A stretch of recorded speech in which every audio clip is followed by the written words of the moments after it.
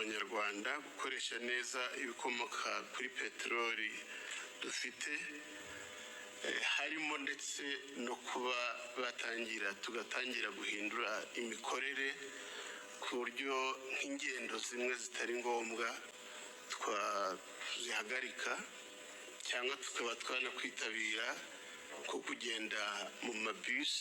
Muri aya makuru turaza kureba impinduka zikomeye cyane ku isi ndetse cyane cyane mu Rwanda ku bikomoka kuri peteroli, aho ibikomoka kuri peteroli kuri ubu ngubu byazamutse cyane. Tugaruke ndetse no ku ngendo, aho ibiciro by'ingendo byiyongereye cyane.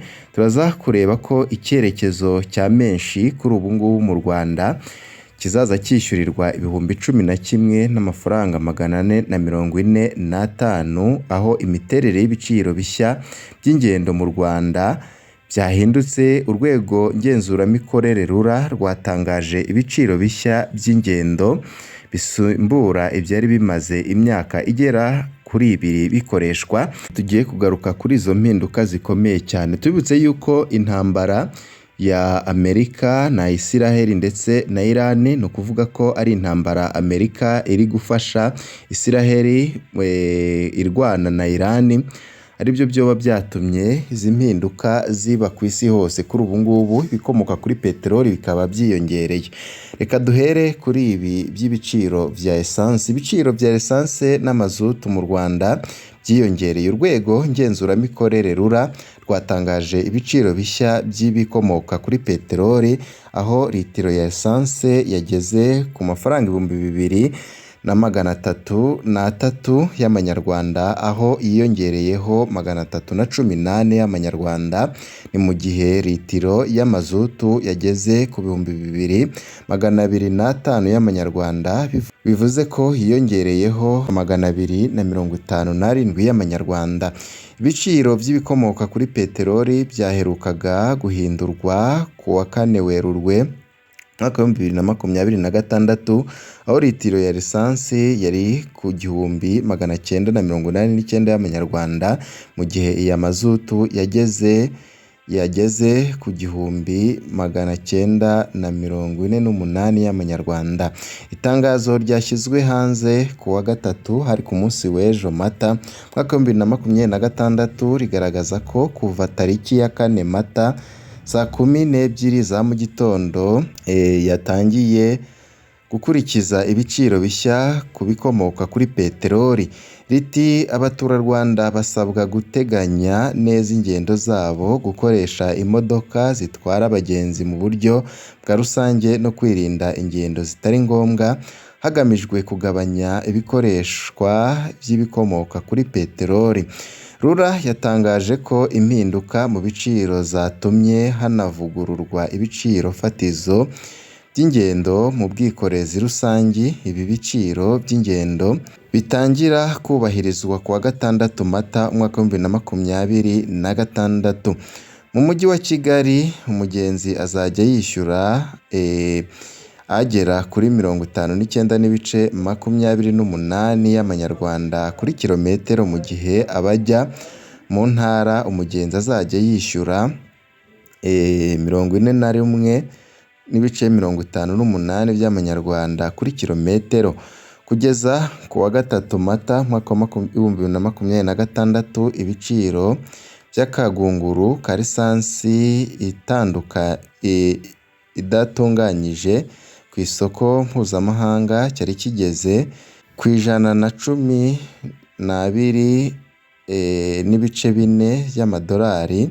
Intambara ya Amerika, Israel na Iran imaze ukwezi itangiye, yafunze umuhora w'amazi inyuramo 28 by'ibikomoka kuri peteroli bikoreshwa ku isi buri munsi.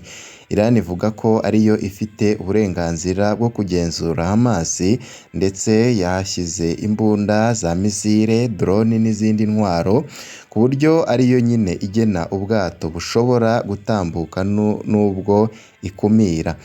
Minisitiri w'Intebe Dr Justin Nsengiyumva ku wa 3 Mata hari ku munsi w'ejo 2026 yabwiye abanyamakuru ko iki kibazo kiri kugira ingaruka ku bukungu bw'u Rwanda.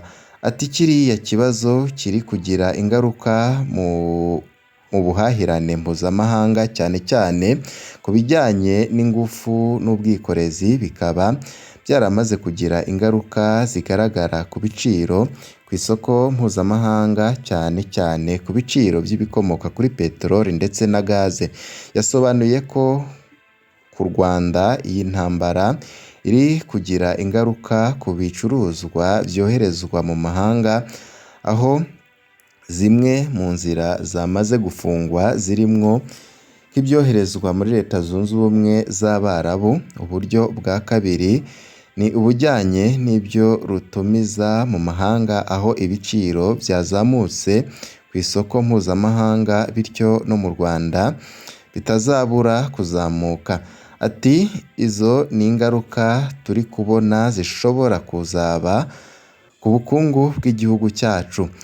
Bitegekanyijwe ko bizagira ingaruka ku bukungu bw'isi muri rusange, aho biteganyijwe ko bizava kuri 3.3% bikamanuka bikagera kuri 2.7%. Bizagira ingaruka kandi ku bwiyongere bw'ibiciro ku isoko mu Rwanda. Bisobanuye ko bizagira ingaruka hafi kuri buri munyarwanda wese.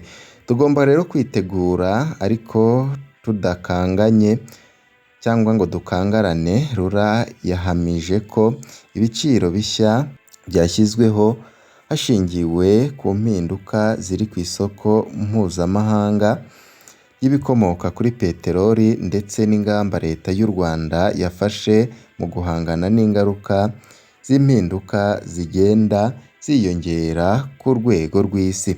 Ibi ngibi rero bikomoka kuri peteroli bikimara guhinduka, n'ubundi izindi mpinduka zikomeye cyane zabaye ku bijyanye n'ingendo.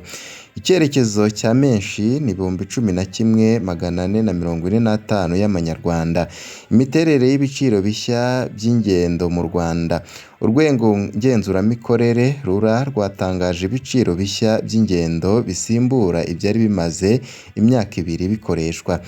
Izi mpinduka zije zikurikiye izamuka rikomeye mu mateka y'u Rwanda y'ibiciro by'ibikomoka kuri peteroli, kuko bwa mbere lisansi n'amazutu byarenze 2,000, kimwe kikagera kuri 2,303 y'amanyarwanda, ikindi 2,205 y'amanyarwanda. Mu mujyi wa Kigali umugenzi azajya yishyura 59,28 by'amafaranga y'u Rwanda kuri kilometero, mu gihe mu ntara ari 41,58 y'amanyarwanda. Mu Rwanda ubu urugendo ruhenze kurusha izindi ni uruva Nyabugogo rwerekeza Kamembe ariko runyuze i Huye, aho umugenzi yishyura 11,445 y'amanyarwanda. Icyerekezo nta cyari gisanzwe mu byari byatangajwe muri 2024. Umugenzi avuye Nyabugogo agiye Pindura azajya yishyura 10,930 y'amanyarwanda, mu gihe ubusanzwe yishyuraga 8,070 y'amanyarwanda. Uvuye Nyabugogo ugiye i Kamembe ariko imodoka inyuze i Karongi azajya yishyura 10,010,296 y'amanyarwanda. Naho uvuye i Muhanga ugiye Kamembe ariko unyuze i Huye yishyura 9,603 y'amanyarwanda, mu gihe ubusanzwe yari 7,090 y'amanyarwanda. Uvuye Nyabugogo yerekeza i Mushubi azajya yishyura 9,528 y'amanyarwanda, avuye ku 7,032 y'amanyarwanda. Naho kuva i Rubavu ujya i Kamembe ni 9,900 y'amanyarwanda, avuye ku 6,652 y'amanyarwanda. Uvuye i Rubavu ajya i Karongi azajya yishyura 4,950 y'amanyarwanda. Naho Nkomero ugana ikirambo ni ibihumbi 4 n'amafaranga 85 y'amanyarwanda, mu gihe uvuye i Gakeri yerekeza Nyamasheke azajya yishyura ibihumbi 5 n'amafaranga 881. Kuri ubu ngubu rero ibiciro bikaba byiyongereye ku rwego rutari rusanzwe, aho Minisitiri w'Intebe Dr Justin yasabye Abanyarwanda gukoresha ingendo za rusange, ni ukuvuga ku modoka za rusange, mu buryo bwo kwirinda ko ibikomoka kuri peteroli byazagera igihe bibura, dore ko ku isi hose ibikomoka kuri peteroli kuri ubu ngubu byazamutse, aho intandaro ya byose ari intambara ya Israel ndetse na Iran, aho Israel iriko ifashwamwo na Amerika. Kuri ubu ngubu ku isi hose ibiciro bikaba byiyongereye, bivuze yuko n'ibiciro by'ibiribwa ndetse n'ibindi bitandukanye bigiye kwiyongera, aho nyine ibintu bigiye gusubira irudubi.